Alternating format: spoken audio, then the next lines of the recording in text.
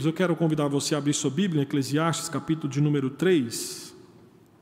Eclesiastes, capítulo de número 3, os versículos de 1 a 8. Sei que esse é um texto que você provavelmente já leu bastante, já falou bastante, já escreveu bastante, mas eu te falo que é um dos textos mais mal interpretados da Bíblia. Nós temos uma noção que esse texto está dizendo aquilo que nós iremos fazer. Na verdade, não é isso. Esse texto não fala especificamente daquilo que nós fazemos, mas daquilo que Deus faz. Esse é um texto que aponta do início ao fim para a soberania divina. Deus é aquele que manda os tempos e estações da nossa existência. E em dias tão conturbados como aqueles que estamos vivendo, é importante falarmos sobre essa doutrina, a doutrina da soberania do Senhor. Alguns dias atrás eu estive, infelizmente, tendo contato com um pregador até de certa forma muito conhecido, é um pregador mais novo e um mais antigo, na verdade 2 pregadores, e os dois defendendo a ideia de que nessa pandemia toda Deus está alheio, Deus não sabe de nada que está acontecendo, Deus não controla nada, Deus está simplesmente de fora da história, olhando as coisas correrem como tem corrido. Não é isso que nós cremos, não é esse o Deus da Bíblia que nós pregamos, não é esse o Deus da Bíblia revelado a nós. O Deus que se revelou a nós através da palavra dele nos diz que ele é um Deus que controla todas as coisas. E Eclesiastes capítulo 3 vai nos dizer sobre isso: tudo tem o seu tempo determinado, e há tempo para todo o propósito debaixo do céu. Há tempo de nascer e tempo de morrer, há tempo de plantar e tempo de arrancar o que se plantou, tempo de matar e tempo de curar, tempo de derribar e tempo de edificar, tempo de chorar e tempo de rir, tempo de prantear e tempo de saltar de alegria, tempo de espalhar pedras e tempo de ajuntar pedras, tempo de abraçar e tempo de afastar-se de abraçar, tempo de buscar e tempo de perder, tempo de guardar e tempo de deitar fora, tempo de rasgar e tempo de coser, tempo de estar calado e tempo de falar, tempo de amar e tempo de aborrecer, tempo de guerra e tempo de paz. Meus irmãos, o tempo é uma das coisas mais importantes que nós temos na vida, porém também é uma das coisas que nós menos pensamos. Mário Quintana, em seu livro Esconderijos do Tempo, reflete sobre a passagem do tempo, refletiu sobre a passagem do tempo, sobre a existência, e entre os seus pensamentos tem um poema que ele deu como título 666. É um poema curto em que ele diz o seguinte: a vida é uns deveres que nós trouxemos para fazer em casa. Quando se vê, já são 6 horas, há tempo. Quando se vê, já é sexta-feira. Quando se vê, passaram 60 anos. Agora é tarde demais para ser reprovado. E se me dessem um dia, uma outra oportunidade, eu nem olhava o relógio, seguia sempre em frente e iria jogando pelo caminho a casca dourada e inútil das horas. É interessante porque nesse poema Quintana utiliza a simbologia bíblica do 666, né, o número 666 que aparece em Apocalipse, justamente apontando para a ideia do mal, da destruição, ou seja, a efemeridade da vida e o ritmo inevitável do tempo como uma forma de condenação para toda a humanidade. O fato é que muitos de nós não percebemos, mas o tempo nos afeta. Nós somos criaturas que caminham para desaparecer desta atual existência. E é fato que nós não conseguimos nos esconder do tempo, porque o tempo não apenas nos encontra, como também nos arrasta e ao mesmo tempo nos ataca. É verdade que o tempo se dilata como um elástico, e você o estica, mas chega um momento em que o tempo se arrebenta e nós nos machucamos. A nossa finitude não pode deter o tempo. Nós podemos parar o relógio, mas nós não temos condições de parar o tempo. E neste movimento dentro do tempo, nós convivemos com momentos e sentimentos ou situações que revelam a nossa finitude dentro do tempo, justamente como uma evidência de que nós não temos controle sobre ele. E é justamente aqui que reside um dos problemas de Salomão, o tempo. Em certo sentido, aqui no capítulo 3, Salomão mostra uma certa frustração com aquilo que ele descreve como tempo. Para ele, que vivia dentro de uma estrutura de pensamento hebraico que associava o tempo com a vida, o tempo aqui descrito por Salomão é justamente a própria vida, ou seja, é no tempo que ocorrem os eventos na vida do homem, e dentro dele, Salomão não havia encontrado aquilo que ele busca, quase que na totalidade de Eclesiastes, que é justamente o sentido da vida. Então, na perspectiva de Salomão, o tempo é tudo que nós, seres limitados pelo tempo, temos. Em suma, de acordo com Salomão aqui no capítulo 3, a vida é uma questão de tempo. Só que neste capítulo, o que é interessante e é importante observarmos é que o sábio descreve o tempo dando ênfase sobre a soberania de Deus sobre ele. E ao mesmo tempo, o que Salomão tende a fazer aqui no capítulo 3 é nos ensinar como que nós devemos enxergar a nossa passagem pelo tempo, não pelo prisma humano, mas pelo prisma da soberania divina. E aí nos versículos 1 e 2, logo no primeiro ponto que quero pensar com você nessa noite, Salomão nos mostra que o tempo revela, em primeiro ponto, a harmonia do Criador.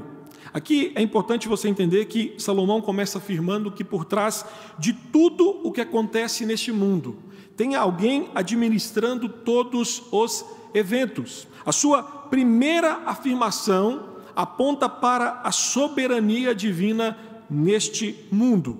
E no hebraico, as duas palavras traduzidas como tempo, aí no versículo 1, são palavras diferentes. E são palavras que têm sentido diferente também. A primeira palavra é a palavra zemã, que aponta para uma extensão de tempo, uma ocasião certa. A segunda palavra, traduzida por tempo aqui no versículo 1, é a palavra ef, que descreve os eventos particulares que acontecem dentro desta extensão que nós conhecemos como tempo. Há um teólogo chamado Von Rad que explica que aqui não se trata do tempo no sentido abstrato, mas do tempo determinado e preciso, preenchido por um certo acontecimento. Salomão está nos explicando que sobre o tempo do homem, o homem não tem poder algum, porque de certa forma o que Salomão nos mostra aqui é que o tempo é um dom dado ao homem por alguém fora do homem. Então, desta forma, todos os eventos particulares que acontecem dentro da extensão do tempo não são determinações humanas, são determinações divinas.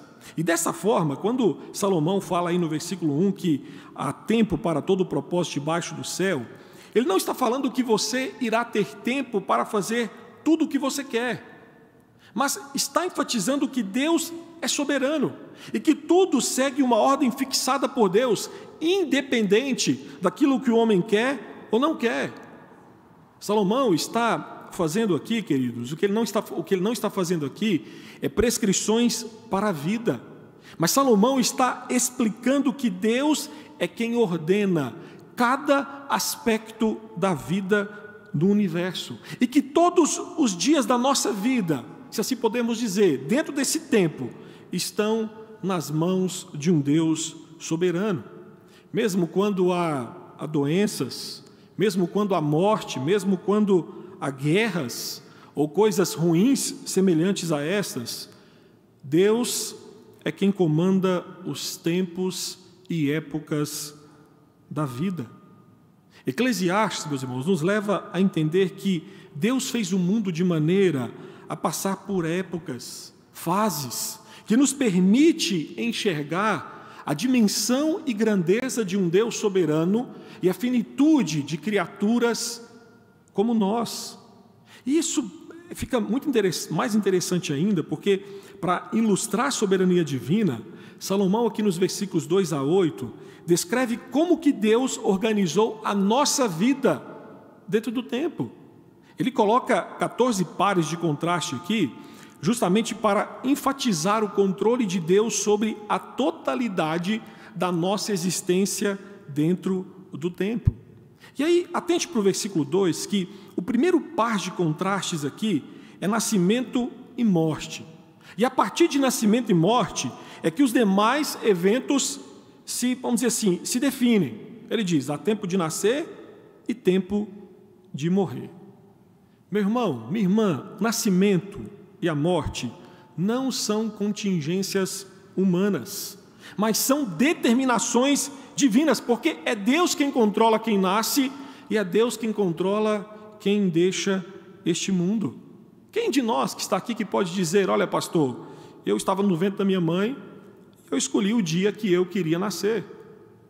Não, nós não escolhemos o dia do nosso nascimento. O nascimento de qualquer ser neste universo está debaixo do controle soberano de Deus. Ao mesmo tempo, ninguém busca em condições normais a morte, mas naturalmente vai morrer. A vida e a morte são determinações divinas. E Eclesiastes nos ensina que o mundo, queridos, foi feito justamente para seguir ritmos. E estes ritmos não são dados por nós, são dados por Deus.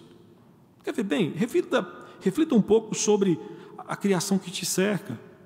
O ser humano, ao longo de sua vida, passa por transformações. Ele nasce, ele cresce, ele desenvolve, ele reproduz, ele envelhece, ele morre. Pense em um bebê quando nasce. Para os pais, é tempo de alegria, mas também é tempo de passar noites acordados. É tempo de comprar fraldas, juntar fraldas, e é tempo também de jogar fraldas fora. É tempo de casa bagunçada.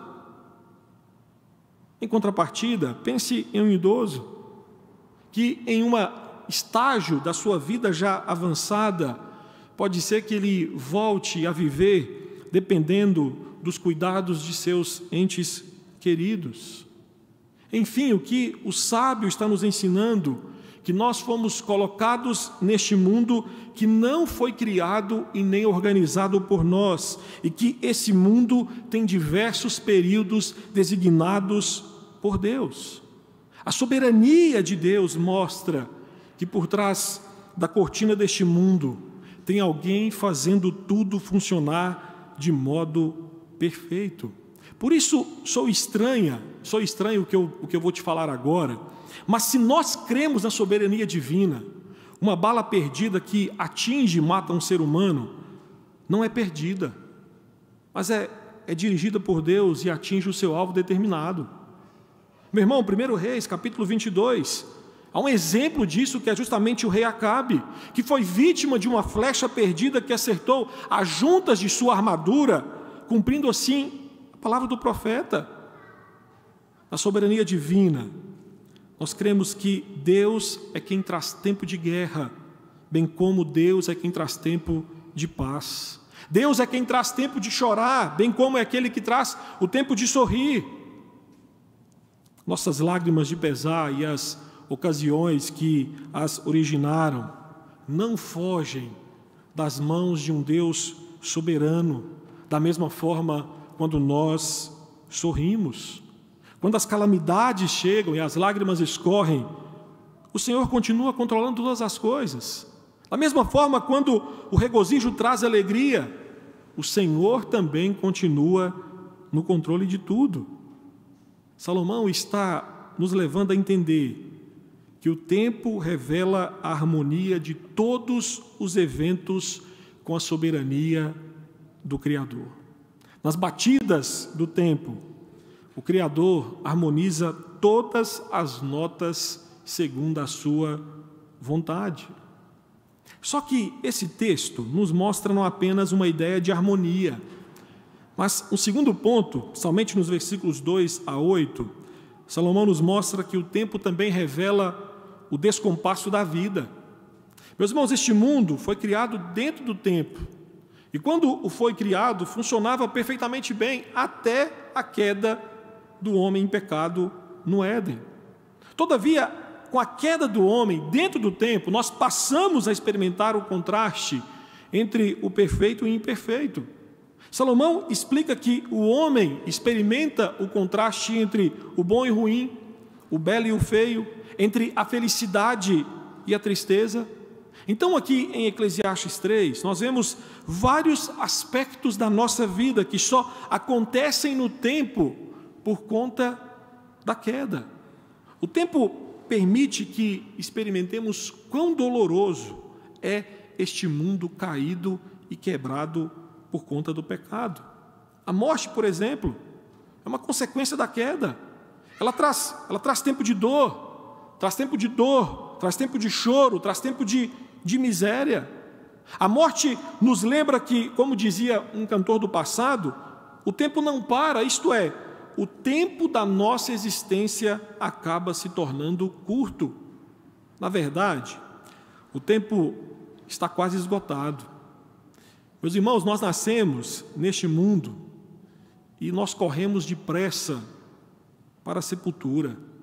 E à medida que o fim da vida vai chegando, parece que o tempo passa mais depressa. Cada um de nós, cada dia que se passa, nós estamos mais longe do ventre materno e mais perto da sepultura. Por exemplo, você pega um bebê nasceu ontem, tem 24 horas de vida.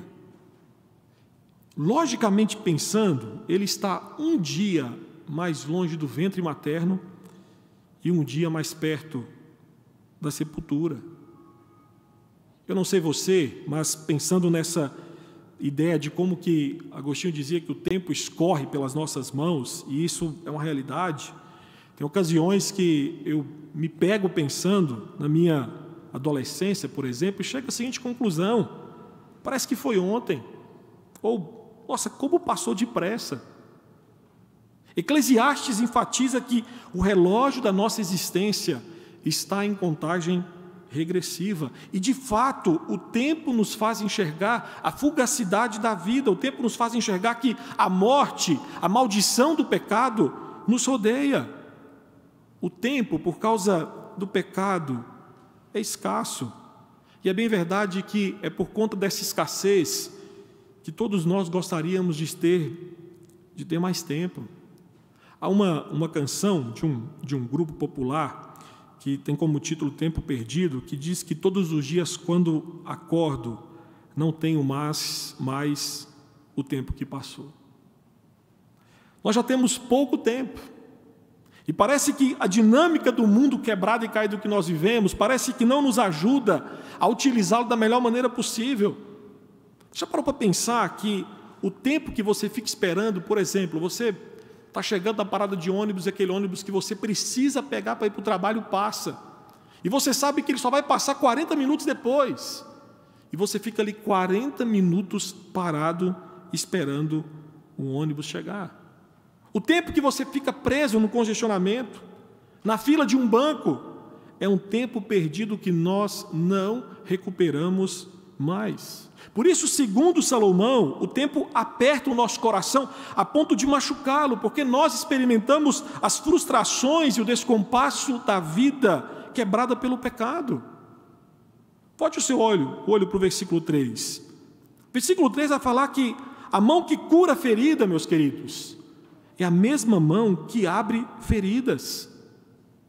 A mão do ser humano pode ser usada por um médico para curar alguém, mas esse mesmo ser humano pode usar a sua mão, pegar uma arma e simplesmente tirar a vida de um inocente em um assalto.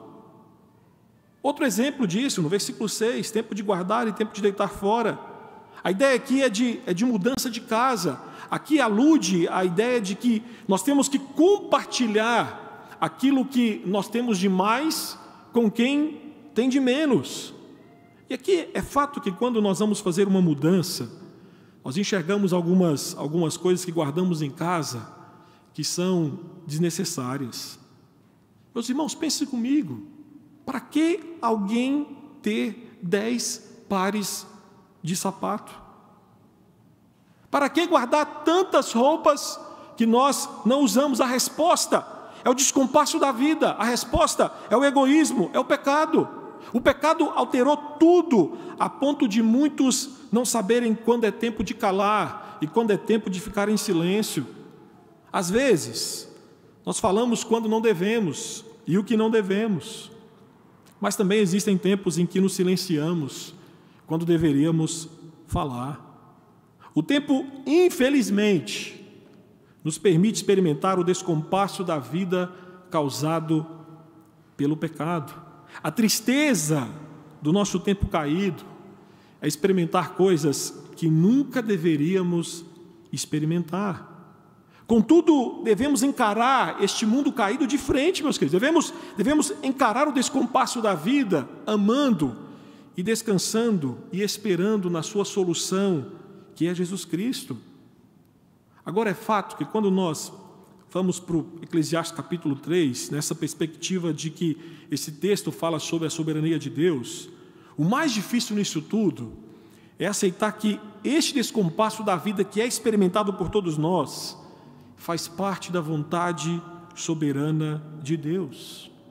Deus é quem, como nós cantamos o primeiro hino dessa noite, em seus decretos, determina o homem experimentar tempos de sofrimento, tempos de dor, para que ele possa entender a dureza e a tragédia do pecado.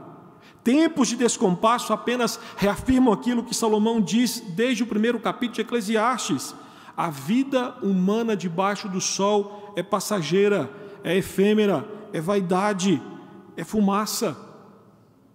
Na atual temporalidade, nós experimentamos o descompasso da melodia causada pela queda do homem em pecado.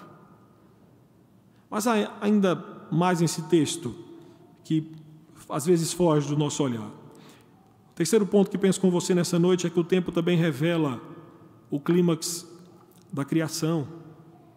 Meus queridos, aqui em Eclesiastes 3, Salomão nos ensina que a vida não é formada por um combo igual aquele que você, por exemplo, tem no McDonald's. Olha, no combo da minha vida eu quero apenas tempo de alegria, tempo de conquistas, tempo de riso. Não, Eclesiastes 3 afirma que o tempo foi planejado por Deus com um propósito exclusivo, específico, e nele estão incluídos os tempos que Deus deseja e não aqueles que nós desejamos.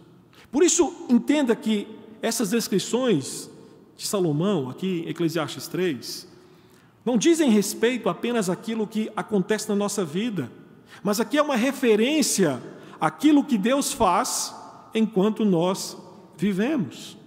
Deus é quem manda o tempo de nascer e o tempo de morrer.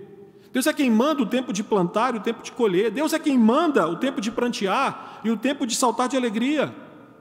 Assim, somente quando olhamos a vida pela perspectiva daquele que está acima do sol, que é Deus, nós começamos a compreender que a nossa vida nesta terra não é o clímax da criação divina.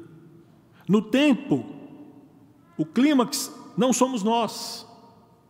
O clímax da criação dentro do tempo é a vinda daquele que é atemporal, mas que adentrou a temporalidade. Eu estou falando de Jesus Cristo. Entre o começo e o fim, nós temos um grande clímax. Gálatas capítulo 4, versículo 4 diz: quando chegou a plenitude dos tempos, Deus enviou o seu Filho. No tempo, temos um começo perfeito, temos o descompasso por causa da queda, mas nós temos um clímax com a vinda de Jesus Cristo. Meu irmão, minha irmã, na encarnação, Deus fez-se homem e viveu no tempo e no espaço na pessoa de Jesus Cristo. Ele adentrou na linha do tempo da humanidade, se fez homem, passou por todas as mudanças que o corpo humano passa nesta terra até morrer. Jesus experimentou o tempo de viver e tempo de morrer. Ele viveu entre nós e morreu no tempo determinado por Deus. Jesus experimentou aquilo que nós experimentamos. Jesus passou por aquilo que muitos de nós passamos. Jesus teve o seu barco açoitado por uma tempestade, como também desfrutou da bonança do mar calmo. Jesus foi a casamentos, se alegrou numa festa de casamento, assim como muitos de nós nos alegramos quando estamos participando de um casamento. Mas Jesus também chorou a morte de um amigo próximo. Jesus chorou a morte de Lázaro, assim como muitos de nós choramos quando um ente querido parte. Jesus entendia muito bem qual era o propósito da sua existência terrena dentro do tempo de Deus. Ele sabia que no tempo de Deus estava a sua encarnação, estava a sua humilhação, estava a sua morte, bem como também estava a sua exaltação.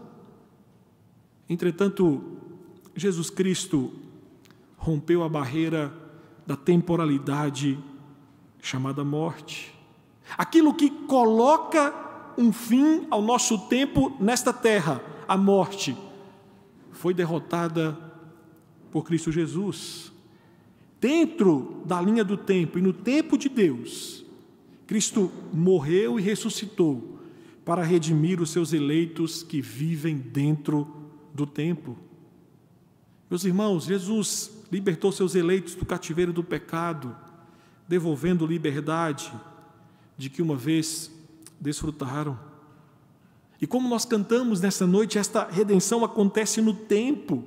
E nós já podemos em Cristo experimentar hoje, nesse exato momento do tempo, esta redenção. A humanidade que dentro do tempo estragou a criação divina, recebeu dentro do tempo, em Cristo, a restauração de todas as coisas. Por isso que todas as coisas da criação convergem em Cristo. Todos os tempos e estações da vida convergem em Cristo.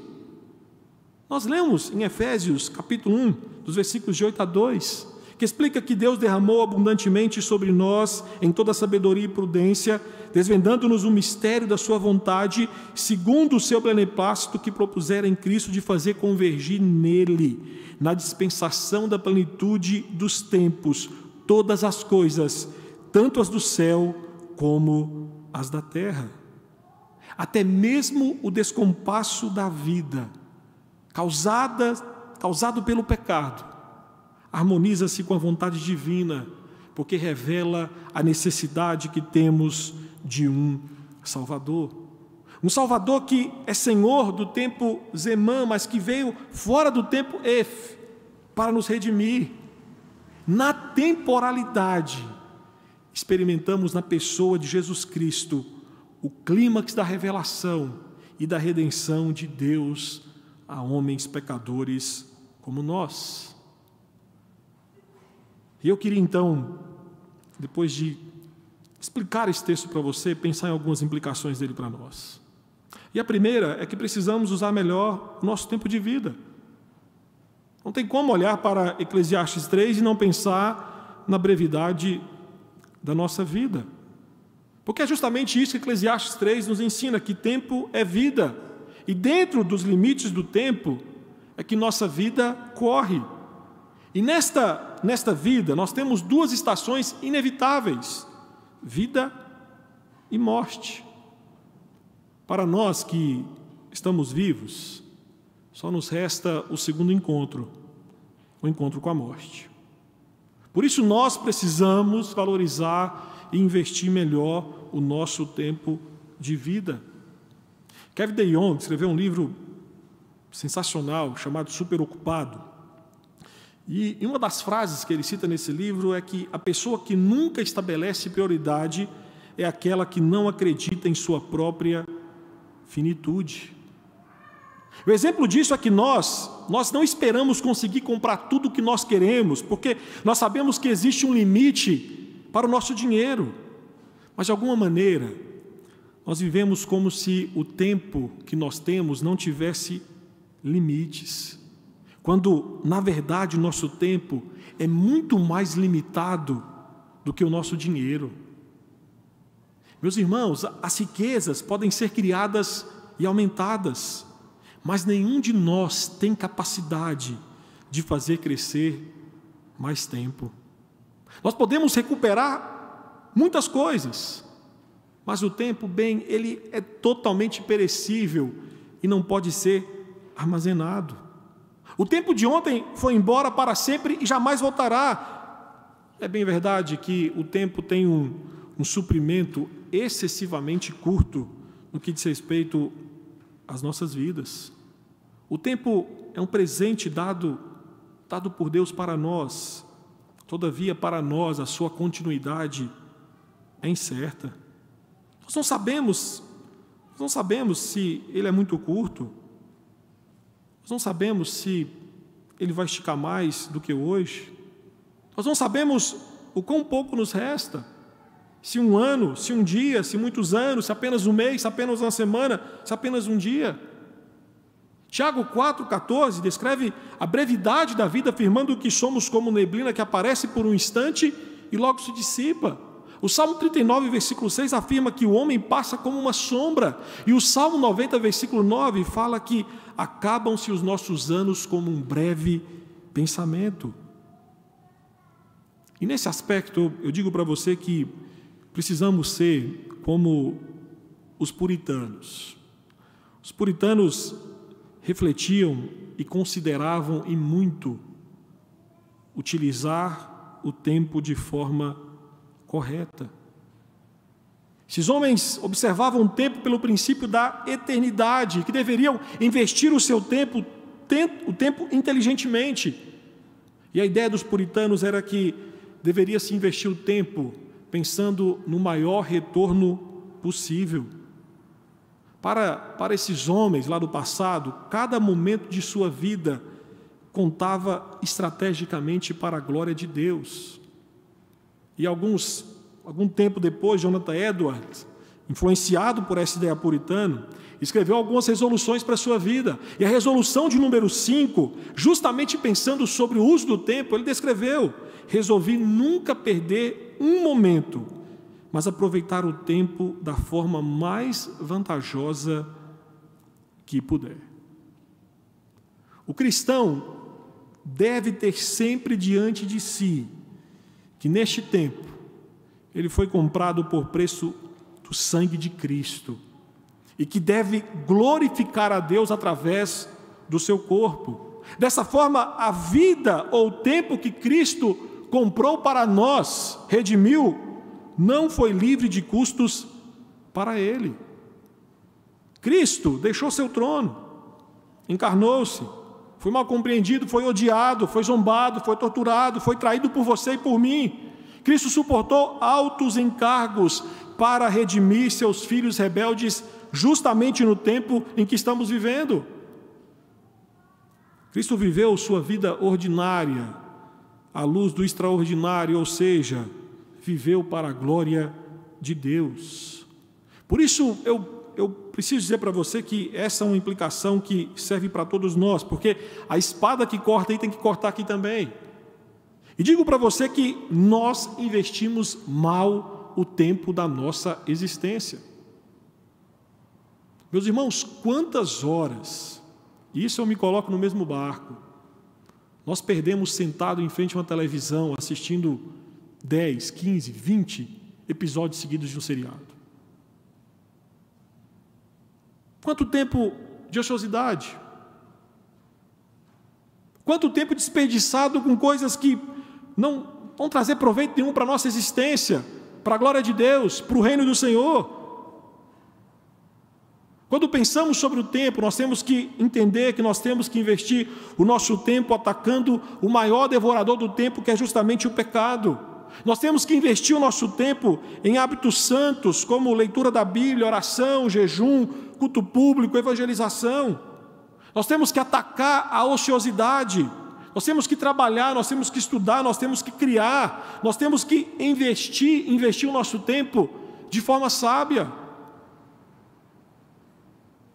Eu sei que nesses dias de pandemia, em que nós temos ficado mais tempo dentro de casa, há muito tempo para comer, temos ficado mais tempo na comida, é verdade. Mas, às vezes, estamos gastando esse muito tempo dentro de casa de uma forma totalmente improdutiva, de uma forma que não glorifica o Senhor. Mais do que isso, um segundo ponto de implicação desse texto para nós é que precisamos nos render aos pés daquele que divide o tempo da história.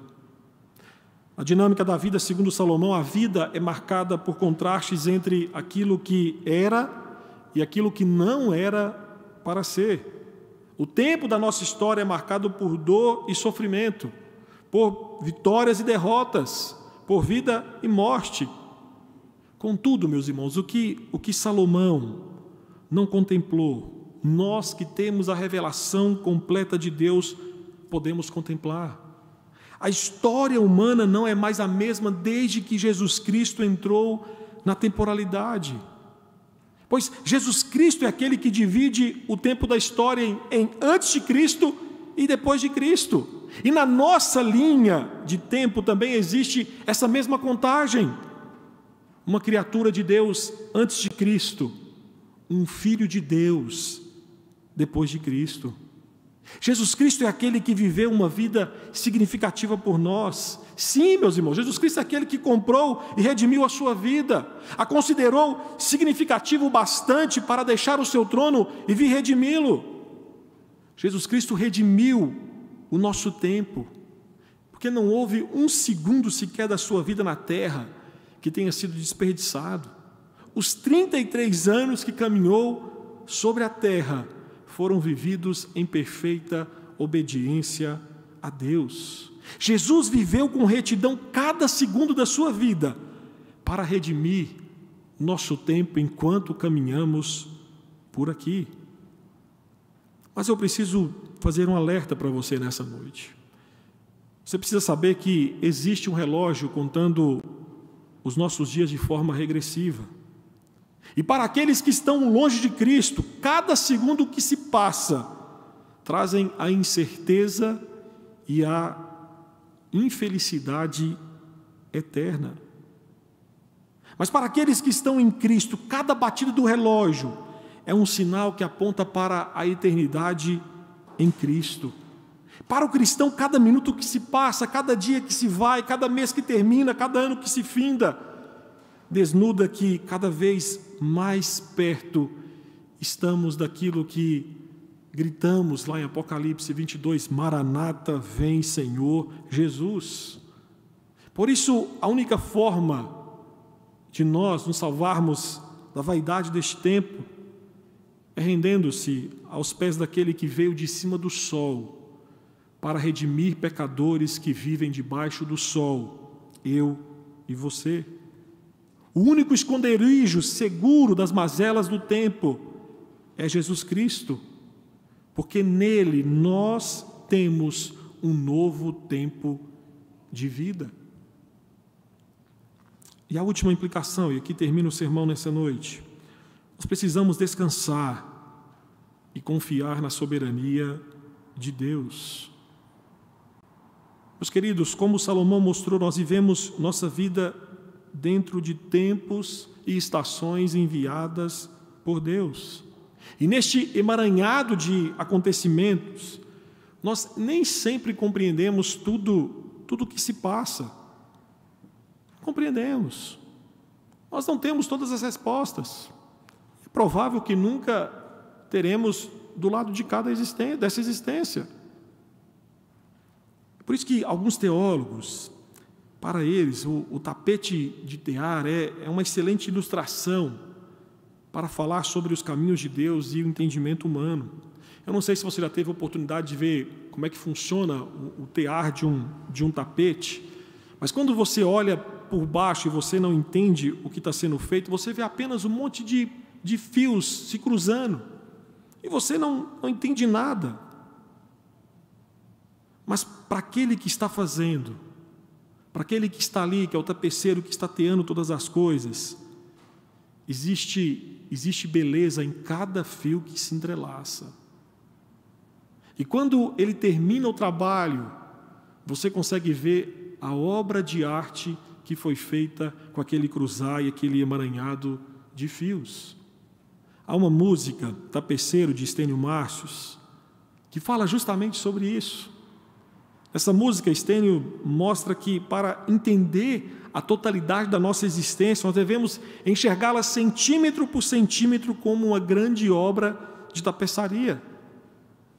E parte dessa música ele diz: tapeceiro, o grande artista, vai fazendo o seu trabalho, incansável, paciente no seu tear. Tapeceiro, não se engana, sabe o fim desde o começo, traça voltas, 1000 desvios sem perder o fio.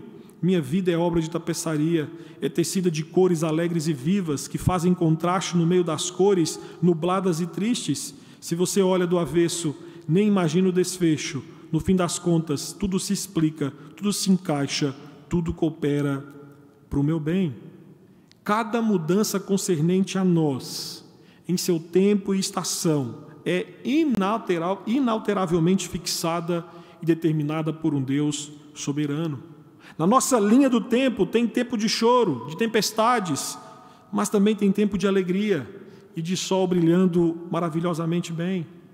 A nossa vida tem tempos que o trabalho se torna enfado e canseira, mas também tem tempos que sentimos prazer em trabalhar, em produzir. A nossa vida tem tempos de solidão e abandono, mas também tem tempo de festa e comunhão.